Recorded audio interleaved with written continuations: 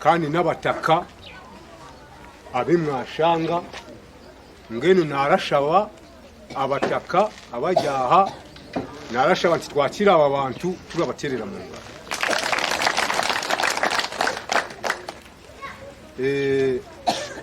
Aba bantu ndagira ati mukabarebagaho konka ubwo bayija nibo baramanye cyabagira ki icyabareba nandabashaba kugira ngo mugire obucurera mutekane batugambire cyabareta n'abantuwa ngene ngo ekibare ababine entanda yibatwiniye baza kuyituhereza aza urabo yineme kibuzo akibuze kugira ngo acenge agororoke ngene arabashobo bucurera yaba aratuganirira hagire kitwagira ki ekitwayihamu ngene arashaba mukama wanjye giso ti batakagambira tini afande inage nayisha ini charge witu kandi warukora kachifu wadeni wa Bwinde Mugahinga conservation area imamwe na murachire Bwinde kandi Echyuya ubwati sonda kuza kuyiye rindi izina abo kuba yali Bwinde Mugahinga none buto buhagire mu Echyuya waza kuyiya irindi izina. So nenda kubasima abo kwisha muri ruciko kandi no kututangirira namani nengoga no kushemererwa ni natwe twabashemererwa nisha babunija nabo babaterere mu ngaro.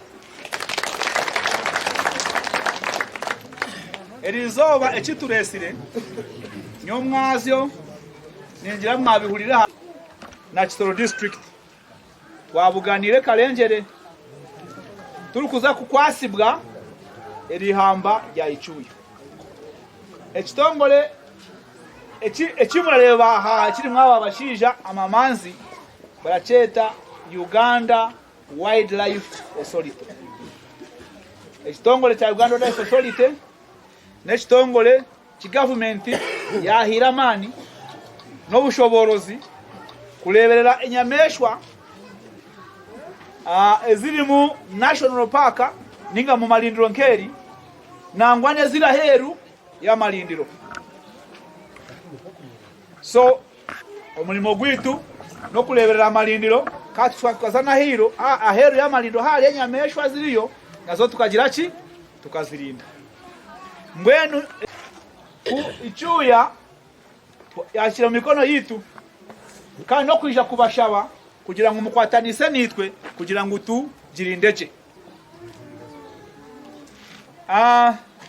twalirindaje Echyuya nimanya ngo umutwe muragikozesa murakorera mwe ibintu binji konka kandi nabwe nimanya ngo ebimwa muri koreramo bya bitarabafunira kusinga koko erihamba ryaza kubafunira nyowe kandi wakagamba ninzagwa hihi nihamba rya Bwinde National Park kandi nyine nyaka yahiguru abukwa nyine nyaka 55. So munyaka yanje yo buto bakacinga Bwinde kabatakana ngote ngo mwene hati twatushyenyagamu turarisamu mwe twaza kufuna kiko nkani nakubagambira buti waza Bwinde nakukaza no Mugahinga ni warugayo umuntu wene uri kushisha ihamba uramugira ngo stop uramugira ngo lekeraho hapo amagoba agararuga mukulinda je ihamba ryanyu mwalirindaje muri hamwenci amagoba kandi amagoba gisha itwe twalize yitu yestongo ta Uganda Wildlife Authority abajungu bisha ko kutayaya nesate ziturakora turazigabana n'abantu abo turatura nabo abetororeki ihamba. So mwenu hati twatandika kukora asate karatahamu twazakora ubuciko bwanyu tukolengane nimwe sete umwaka gwahwa turatushololize tubayezanyu. So maza kwa murashitama mukana mwenu sete zitwezi uzaza kujya tuzikolese ki nimwe batugamije ubona ngo mugira ki mukore. So kaba abarubanda side ya kuri bo batakire kuzibona nango no batwire barazibona abaretorora Bwinde. So nimwe mwaza kugira ki kuzibona mwene kinera kumara ubwire bwinji abo kuba twineho kuza kugambira ha radio mushaza higuru na nishaba yawe conservation area. Government etandikira kiteka teko cyo kurebe cyo kuza Echyuya na yekaba national park ankezindi. And one of the process requires that once government has identified an area to be made a protected area, government is supposed to give what is called a temporal management measure for that area. Kandi government eshanjire ngu bayenda kuzo mwanya bakakora national park ine chandiko ecyo kushoza ekakwasa uwa kugira ngo abanze bareberera ubwo mwanya kumara mezi mukaga. And this is done in consultations with the leaders of the districts where that protected area is going to be. Kandi ecyo kirakogwa uwa ekwatanise nabebembezi ba district sezo ezogo mwanya gukushangwamo. So what we are doing here is now the process, and this is now the process of making the place a protected area. So ecyo kituriyo ntukoraha ni kimwe aha revoze tukugenderaho ni kimwe amatembeza gutukugenderaho kugira ngo kuzogo mwanya. And everything is done within the laws of this country. Kandi buri kimwe nkikorerwa mu mateka g'eri hanga. And what I am going to read to you is done in accordance with the Wildlife Act. That is the act that looks on how the wildlife in this country is supposed to be governed. Kandi byariyo naza kushomera byona bigyo mu kiragiro ekihango ekikwata amateka go kurindia amahamba ekiba kweta the Wildlife Act. Now, government has issued a general notice. Government issues ekirango. And this general notice is what I'm going to read to you. It empowers us to do 16 things. Kandi ekyo ekiragiro nicyariyo naza ekirango nicyariyo naza kushomera kandi kirimo amateka 16 agutsime koro mezi mukaga this what we are supposed to do is this. One, who has to take over the management and control of Echyuya Central Forest Reserve. Ekyo kubanza njangu ekitongore kikurinda mahamba ningashi echa uwa shemerire kutwara okureberera kwa Echyuya Wildlife Reserve.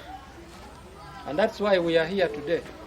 Kandi niyensonga bwenchi tujya. Number 2, who has to deploy its staff to Echyuya Central Forest Reserve to ensure effective protection of the reserve. Echa kabiri nkigirangu ekitongore kikurinda mahamba kirete ba staff bacho nkitwa mukureba aha kugira ngo batanduko mu gwo kurinda Echyuya iri hamba g'Echyuya. Who should work with the Ministry of Lands, Housing and Urban Development to open boundaries of the reserve. Ekitongore cy'amahamba kimere gukora na ministry y'ebyamataka hamwe n'entunguka y'amatawuni kugira ngo bigure ensharosharo ningashi empenda za Echyuya. Develop coordinates and maps for gazettement of the reserve. Kandi ngo bakore mapu kugira ngo eyongere kuyamba omukuhindura Echyuya ihamba. Who should remove all encroachers from Echyuya Central Forest Reserve, if any. The word if any is important. Engwe ekitongore cyo kurinda amahamba kimere kwihamu abantu abari omuri Echyuya babarumu kandi abarumu mbuhenda amateka. If you are in the reserve, not if you are outside in your land here, if you are inside the forest there and living there, they are saying we should remove the people who are what? Who have encroached and they are staying there. Nchimanyisangu aba bantu abatahiremu omukibira ningasho mwihamba nkabo kuzayo kuza kuhingayo kuza kuturayo ninga kuza gukora business ezindi. Who should prevent any further encroachment of the reserve. Kandi uweshemerire kurinda okutahirira eri hamba. Any further destruction of trees enkokushisha emiti and any other illegal activities in the reserve. Ningashi endijo miremero gukora yo kunketa kwikirizibwa nko kwiga okurisa okuhinga ninga okutundiramu nkebyo kunywa n'ebindi bintu. Who should ensure that there is no poaching kuba eshemeye kureba ngo harimo kwiga kuona ukurukoro bw'umwihamba gicuye or illegal resource access. Illegal, not legal. The word, the catch word here is illegal.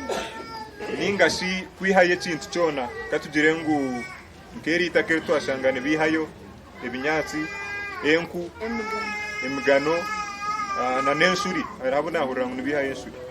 There is access which is permitted and there is access which is not permitted. The one which is not permitted is illegal.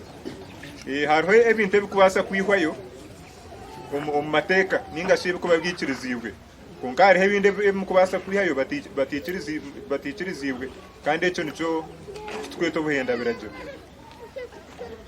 Who was to restore degraded areas of the Central Forest Reserve? Bagira ngo ekitongole ky'amahamba kishemeye kugarizaho emyanya yasisikire nkaho kushanga batemere emiti ninga bahinje so bashemeye kubyaraho emiti endijo kugira ngo hagarike hakuri. Who should arrest and prosecute any offenders under the applicable laws of Uganda? Bagira ngo ekitongole cy'ihamba kishemirire kukwata kandi kikakwatisa amateka buri muntu barashange naza yo kwende biragiro ninga shana akora emirimo atikirizibwe. Who should work with the Commissioner Wildlife Conservation from the Ministry of Tourism, Wildlife and Antiquities to prepare the gazettement instruments of the Forest Reserve. Ekitongole cy'ihamba kishemeye kukwatanisa n'omukuru w'ebyenyamishwa hamwe na emiti Ministry y'ebyamahamba kugira ngo batehenteeka zona ombwiro bw'amezi mukaga kugira ngo erihamba Echyuya rukuzibwe. Who should conduct sensitization and community education on the importance of Echyuya forest? Ekitongole cy'ihamba kishemeye kushomesa abantu ngate ekyo turiyo ntukoresha already turiyo ntukoresha ekyo kiyaza kusoma kishemeye kwegesa abantu emigasho y'amahamba nkeegi Echyuya na nokushemeye kuba nturirinda tukwatanise nimwe. Who should undertake tourism and research activities and related programs for the sustainable management of the forest? Uwangu eshemeye kutungura eby'oburambuzi hamwe na n'ebyokucondoza kugira ngo erihamba twatandika kuririnda rubene ruganyira abantu ba burijo kandi rukubatahiza atari mu okwemurgunya. Who should access all existing partnerships over Echyuya and deal with them accordingly? Mureke turizane bantu mwe turate kweza ekintu kigira ngo ab'ekitongole ky'amahamba yitwaho kishemeye kukwatanisa n'abantu aba bagenzi bita ba ministry aba beno bakuregana nabo ubutwa ntushuma hariya hino nahura yabuza kandi endaganiriya so ahano akakaciwe kandi cyo karayo kagamba kugira ngo kumwembuye mwine endagane ezimwine na naba beno bakoramo ko kugire mwakorrayo so na uwa nayo yaheza kwija kutwara ubushobozi bwo kutwara ihamberi eshemeye kugarukamo ekashitamanimwe mukarebe endagane cyebene gamba kugira ngo ejo program egumizemo. Who should monitor human wildlife interactions, manage problem animals and address any potential conflicts? Nguwe eshemeye kureba okwenyamishwa n'abantu okumbe numukwatagana ningashi enyamishwa kuzezi bene zibonera ningashi mu abantu mukagenda mukaza kuteganisa enyamishwa uwangu eshemeye kukirebamo kandi kateka hempende zo kugira ngo ekyo kirgeho then kugira ngo abantu n'enyamishwa ziture kumwe atariho okonerana. Who should charge fees for services it may offer or licenses, rights and any other permissions that it may grant during the period? Uwa eshemeye kutekaho emihendo y'esente zo kushashura omumirimo eshemeye kuba nekorerwa omupaka nk'ebyoburambuzi then kugira ngo eze sente ziyambe abantu ba burijo hamwe na government kongera ngo kureka erihamba rikagumaho. Tell them this fees is not for them, it's for tourists. Eze sente tizikubana tizirabene zirgo muri imwe zakuba nizorwa mu bazungu nko chief warden yayabagambire izo sente zaheza kwija ine zirabe nizibikwa hanyuma y'umwaka gumwe zikija kandi zikagaruka muri if you are to access resources from the forest, you access them for free, not for fees. imwe haza kugiremo kuba n'umwenda kwija kuza kwenda yongo omwihamba imwe numuza yabwabusha nko twagambire haba hariho endaganiro kubekozwe hagati ya yimwe hamwe na nitwe then tukatekaho ubwiro butushemeye kuba ntuzayo n'ekitemewe kuba ntwihaye. Who is supposed to submit monthly and quarterly reports to government on the status of management of the forest. And wangu yeshemeye kuba ne twara reports za buri kwezi na buri mwaka ahabikwatirine no ku erihambo ku ruyono rubaho. And finally, who is supposed to perform any other duties incidental or consequential to its statutory functions under the laws of Uganda. Ekyamweru nkigira ngu ab'ekitongole ky'ihamba nibaza kukora buri kimwe kyona ekikwetagisa omuberagiro kugira ngu erihamba ryagumaho kandi tiryasisikara.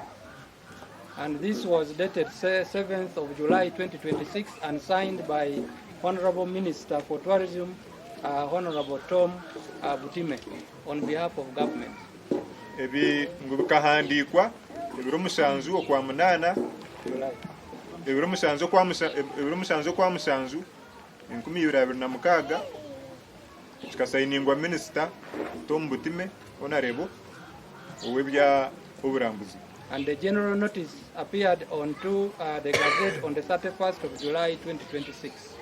Kandi ekikija kushora kutegwa mu nkora ebirashatu na kimwe byo kwa mushanju mwaka 2026. So these are the 16 roles that we are being entrusted to play. So iyo 16 ekwasibwe ab'ekitongole kyo by'oburambuzi ekibara abenu bakora kugira ngu Parliament ubwire kubura hike ekuze Echyuya igikore National Park mukabwindi ninga mugahinga na parks ezindi. So in conserving this place, we use the Constitution and other related laws like the Wildlife Act. Kurinda amahamba nkaga keje Echyuya okwera ze kubihamba nkerindi na mugahinga na bwindi inekiragiro ekitwebembera itwe nkabakozi kugira ngu kore emirimo yito mu mateka.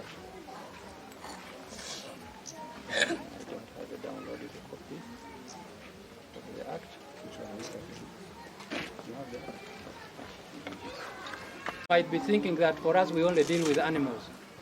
Abamu muri imwe numbasa kutekateka ngu ekitongole kya Uganda Wildlife Authority ntureberera enyamiswa zonka. I want to give you the definition of wildlife. Naenda kubagambira wildlife ekikumanyisa. According to the interpretation section of the Act. Kurigerera ekiragiro kukigamba. So it says wildlife means any wild plant or animals. Jirangu wildlife nkimanyisa ekimera ninga enyamishwa ebyo mwihamba. And what is important that all wild plants and all wild animals are wildlife. Gwekikuru munonga nkimanyisa ngu ebimera hamwe n'enyamishwa byona byetwa wildlife. That are ebyo buhangwa. Now, why are we keeping these resources? Section 3 says that ownership of any wild animal or plant existing in the wild habitat in Uganda is vested in government on behalf of the citizen of this country. Bagirangu okubaho kwebyo ebintu ebimera ebyo hamwe n'enyamishwa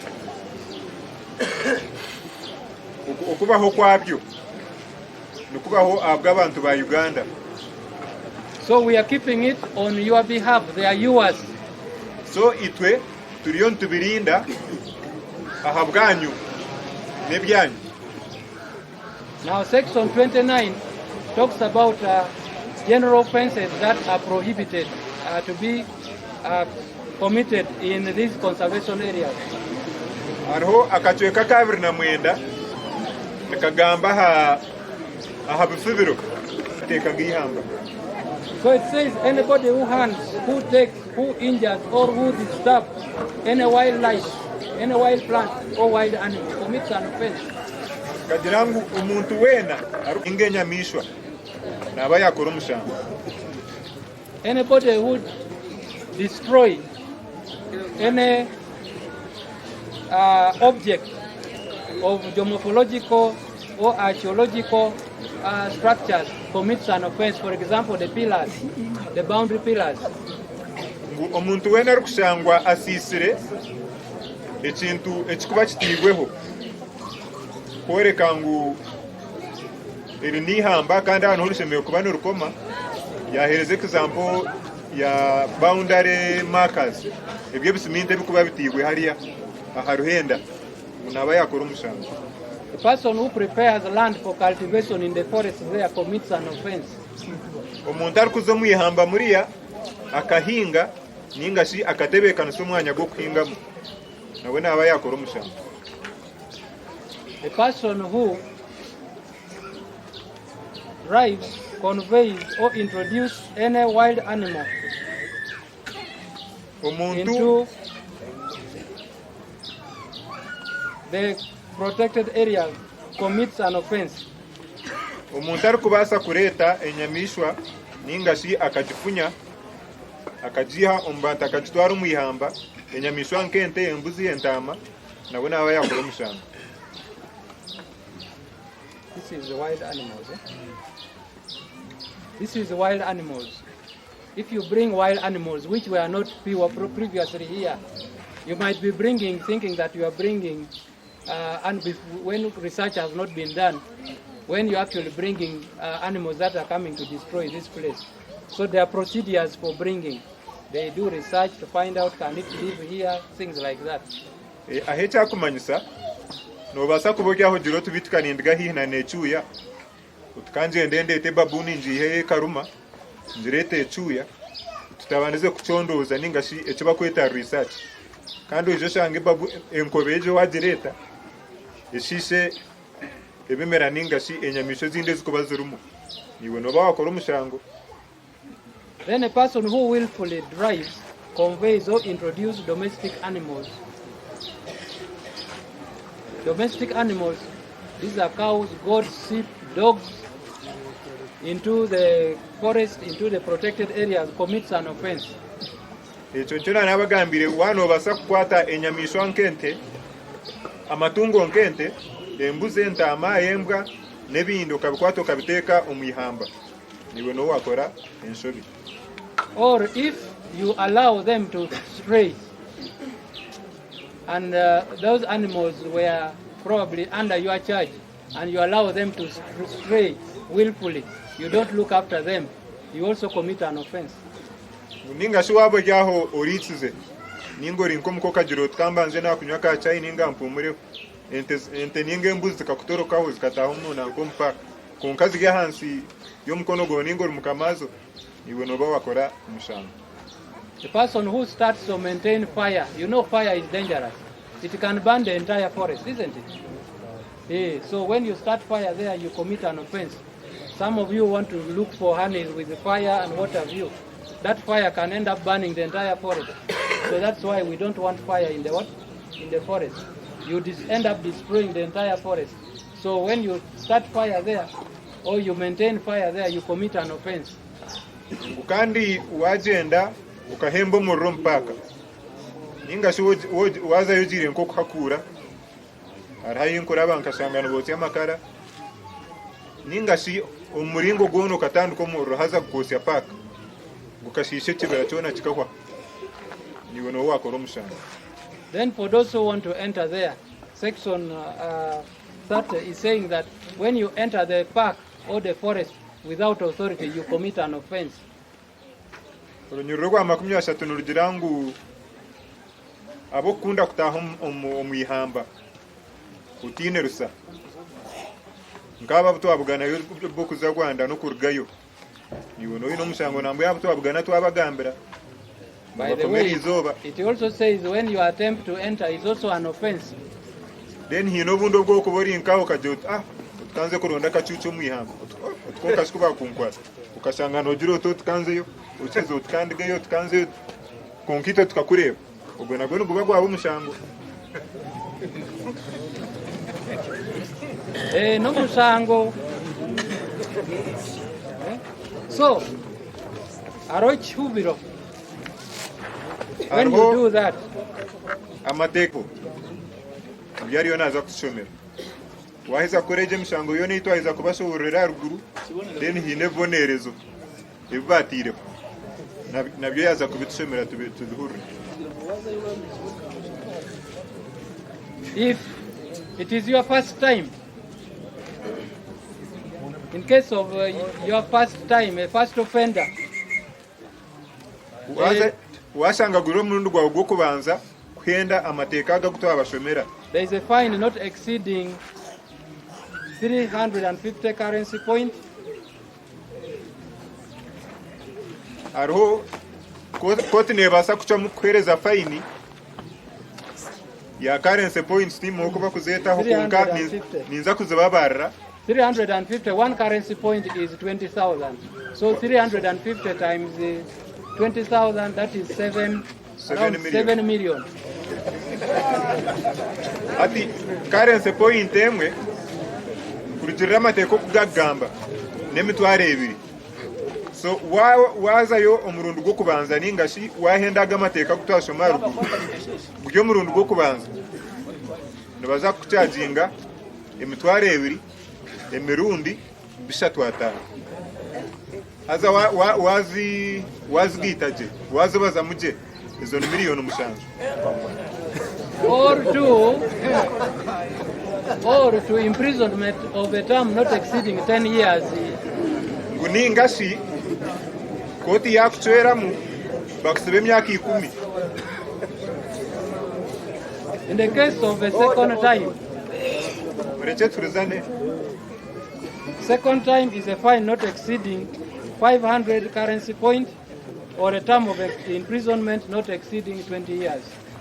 Ukandi bakwata murundo gwa kabiri katujye bakwato gwo kubanza abagaraka bakwato gwa kabiri currency points niza kweyongera izo niza kuba ziri emitware ebiri emirundi bitano izo ni miliyoni 10. Then there are some people who want to buy for example ivory, they want to buy game meat for eating, they want to trade in it. Yeah? There are those who want to Arho nkabo kubandi benda kugura ebintu ebikuba birijiro munanko omahamba nkama hembe genjozo nambwe hina buto abedura kwatira kuno bina mahembe genjozo ningembaho ninga enku ebinyansi enyama yihamba nabo binekera giri cyabo kachishomera. So if you take your hand, you reduce into possession of this species, you commit an offense. And if you are found in possession, ngu ebyo binahiza kubagambira aruguru washango chine ningashi uriyo no kitwara hantu nangwa shi uchuguzire. If you are found in possession, kashango if you chine are found selling, if you are found buying, if you are found transferring, you have a border or a vehicle, and then you put the ivory and you are taking it to the buyers, you commit an offense.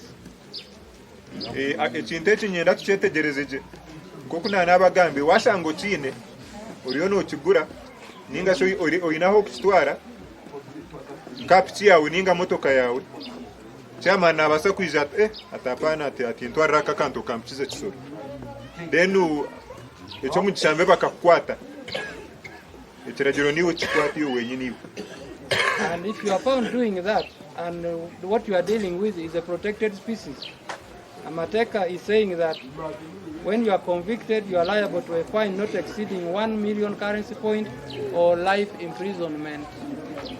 Ekiragiro kyakukwata currency points niza kuba 1 million ninga shi life imprisonment. Currency point emitware ebiri, So that is about 1 million, 20 billion. is a billion makumi abiri. So ni wakcharging a fine ya billion makumi abiri ninga shi life imprisonment bakusibe maisha. So I am reading this to you so that you know how government value these resources and it is protecting it for you people. Ebibyona turiyo ntubashomera kugira ngo mumanye government okwekwenda ngo turinde agamahamba gitu kandi negarindrimwe. Because tourism brings a lot of revenue to this country, and it is this revenue that government used to build schools, roads, electricity, and all that. So ebibyona government yo nebikora kugira ngo ebyo burambuzi nebirete ntasi y'amani nebirete sente nyingi kandi eze sente zikurugo byo burambuzi izo tukuyamba kukora nguto kombeka amashomero kugura embazo mu magwariro kushashura abakozi bayo n'endije mirimo yona yentunguka. So government incheterireho amani mingi kugira ngo turindaga amahanga. That's why Chief is saying we should work together and we develop this place. Kandi chief ni chari yona agerera ngo tuine kwatanisa twena kugira ngo omwanya gwito tugurinde kandi tugutungure. If we start receiving a lot of tourists coming this side to see what is here, the beneficiaries are you people. Ugo mwanya gwito gwaheza kukura abarambuzi bakatandika kwija amagoba gararije mugona agamwe ngije kubane gakora ki ngazo muri imwe directly. So I want to end there because we are time bad. Thank you very much for listening. So nshabangu tuherezaha abo kuba tutuyinobwire chief warden nko kuyabagambire ntwenda kuzana radio tukongera kubatangaza ebiturayije kuba ntukora nimwe.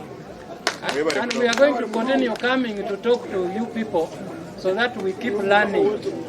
Kandi tuzagumiza muntu ija kuguma tuganira nimwe kugira ngo tugume tuongera kwega. Mwebale.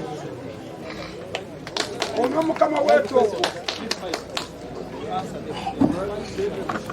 Mwebale munoga misho manya abantu batana.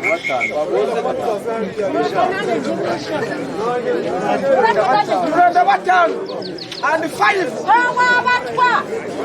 Turenda batutse. Wale kenene. Imigo yiniko turaye kana. Bako hahira turaye kana. Turenda batutse.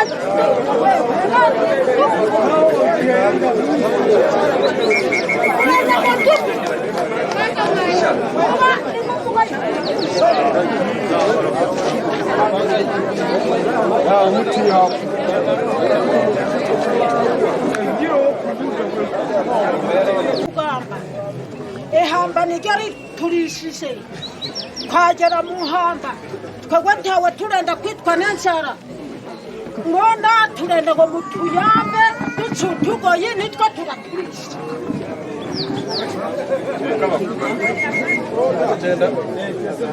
Now,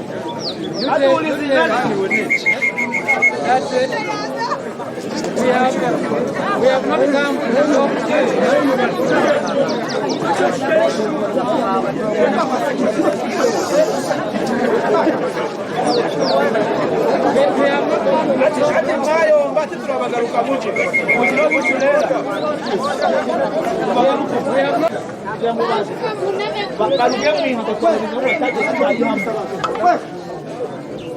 all the resources that you have been getting from the forest, you will continue getting, but in a regulated manner.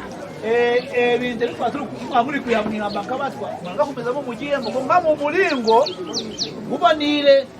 don't want you to finish it.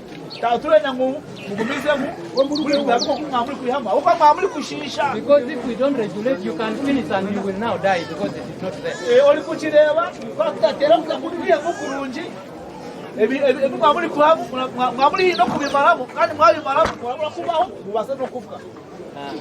So mwenu tuenda kuja kwamara kuisha tuanza kumanya batwa kulengane nimwe mwemuja office tubashende tuze kuza kuya motu goyi konga muri kuyamu mutari kushisha Omugoyi ndaguca konka kugira ngo tembe giti icyo biranga ibiti tutabitemo umugoyi ni bata bandenda wewe basi cyo turachikorera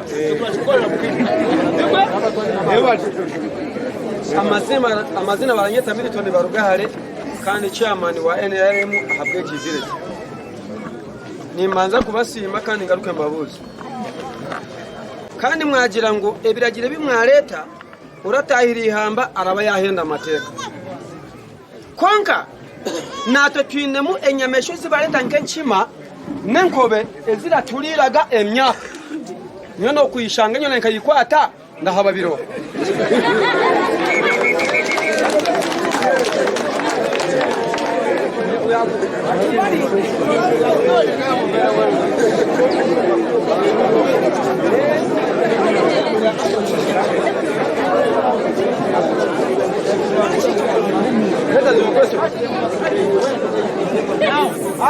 Now, don't go to catch it because it can injure you.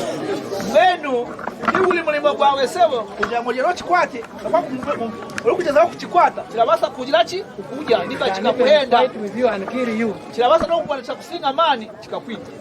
So and you can also contract diseases from the animal. Kandi no kukikwataho urabasa kuciyaho bugwere niko kakigwaza abo kwa kenshi mazi wagamba twinobozale nazo ekima murabanye chama zinengalukeza abantu urabasa kuziyaho bugwere ninga iwokagira ki ukazigwaza so mwenu sebo utazikwataho. Now when these animals are disturbing your crops, we are here to, when I was reading, you heard when I was saying that we are supposed to deal with problem animals. We are rashoma amateka ya wajizire batutumire kuja mutumba kwase kuleba mwezi nyameshwa tizabashishira. So we are here to work on that so that these baboons should not continue disturbing your crops. Ekikulu munonga kituresire kuja kukora nimwe muledi hama no kuleba mwezi nyameshwa tizagumiza mukubashishira. And then in case they destroy your crops, government has a compensation policy. Kandi enyameshwa zabashishira government kataho kugira ngo zakonera olihigwe government era kulihira yonamya unamwe timamura bimanya kandi niyo turesire mu miti twijire nayo ko cyakonera turabara tukulihirire. There are procedures that we take.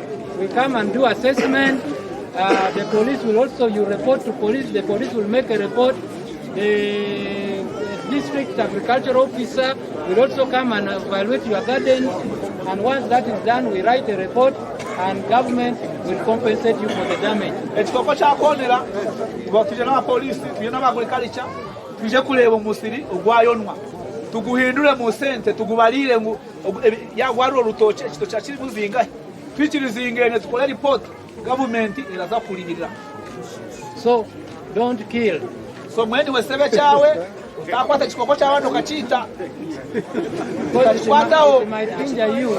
Amachira basa kuhenda ninga chikakuja kandi kuzakumana cyenda higuza ngene nitakayamba nejo enchima zandiriye ngano za bali kandi barazimbanye nabure kuhaba nahigwa nababona wewe munonga kwalisha nitakaye turakuseba washanje kukurambuza gendo gambe nobu bazo gambe nobu wataka namba keye utandikira wataka namba kogwe utandikira yes mwagizire umuntu yanda kutamuforesha ashemeye kwali permission 1938 niho my father yasinga kigezi yona habwe inzoki beehive the farm of the bees is called that's right. That's where my name Webuga comes from. Ebuga Genjochi. That's my farm.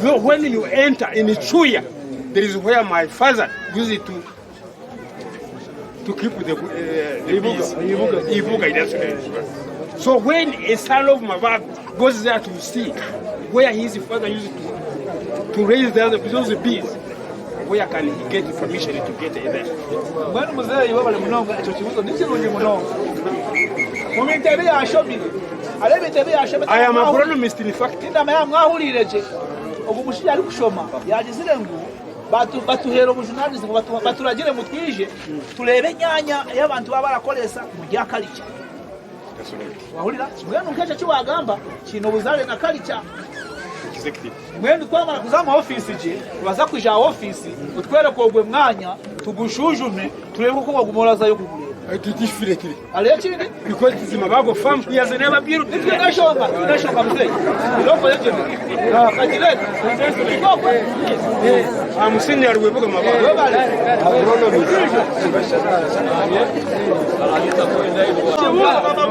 kibuzo kubona kibuzo kiduo emihanda mwagira ngo murenza kubuta ebikuko mu mihamba itwe turera ku matura arabahe kabarahinga Rwanda n'abaraza kushakira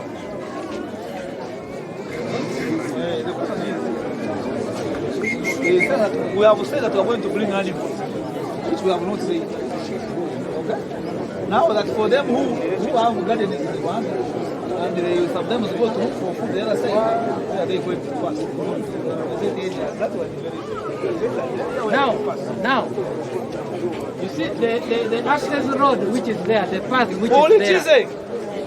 The path which is there is not a gazetted path. Nakahanda katali gazetted. Muramanya basebo na banyabo ihanga ryetu rya Uganda gine nsharo n'ihanga rya Rwanda gine ki mwenu twine mihanda iyi government eramanya waba ari kuza mu ihanga rindi yoshamara gukora ki kurabamo mwenu nakahanda government itera kamanya ahubwo nakahanda kabi munonga konturetera n'obuzima karaleta n'abashuma karabasa kuraba mwabashuma karaba nk'abantu bari betama karaba bari bembuzi abari nembunu ababateganisize akakale kukaraba karaba leta so nanishaba tukaza kutaho mahanda kama taturaho mahanda kula za Rwanda kuli haba sirikale kuli abantu waza Rwanda bamenye kuwagire kwa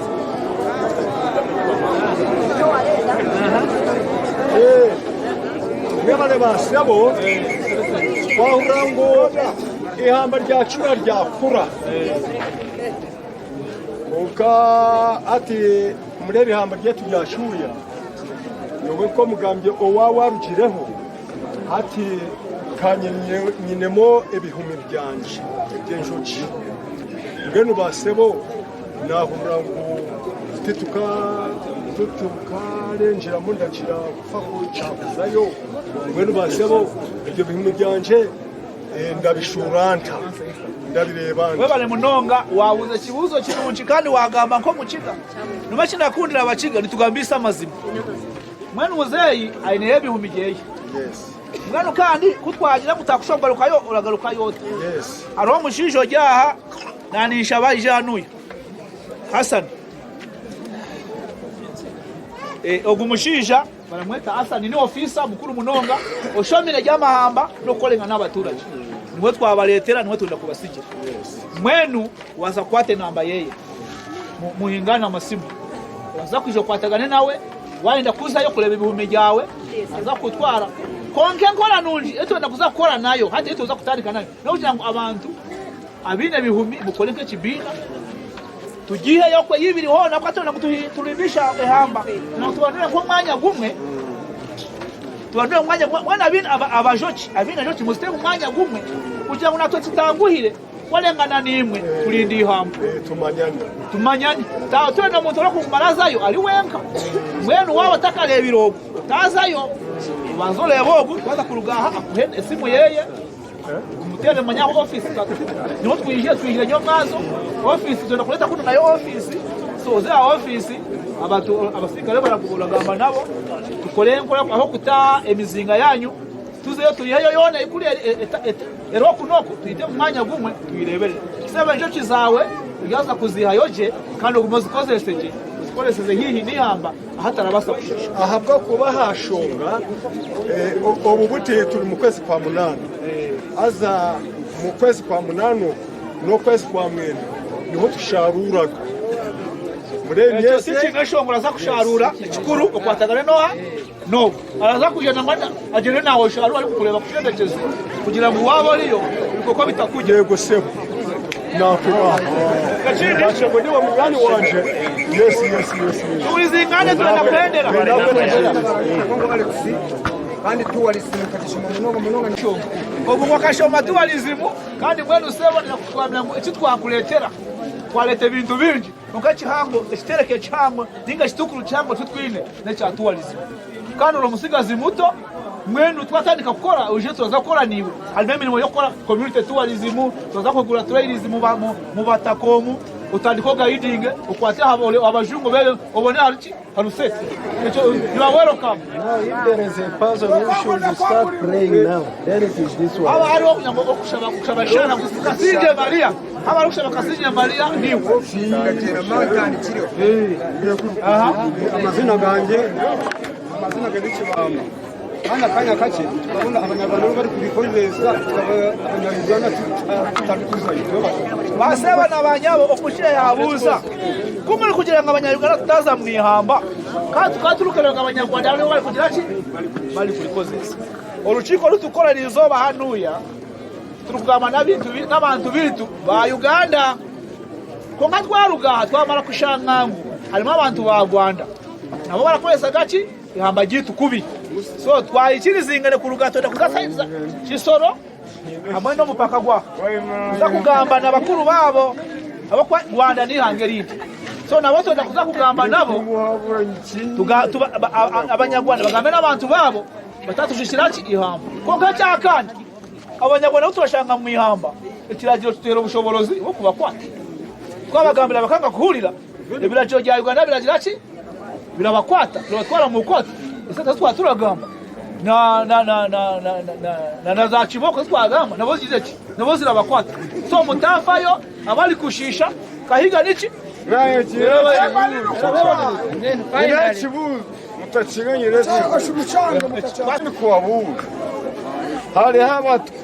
hari abakiga abatwana bakiga harimo abatari basabura teko hari abakiga bingana n'abatwa ngewe rushiko kwa turikuye mugwe mwihamba mukanwagira ngo mugwe batashobora kuza kugwihayo ejo kibuzo twakigarukiremo kandi twakihendere nagira ngo abantu bona bacicengire oyiro uturika hambara tutabijwanza mwenshi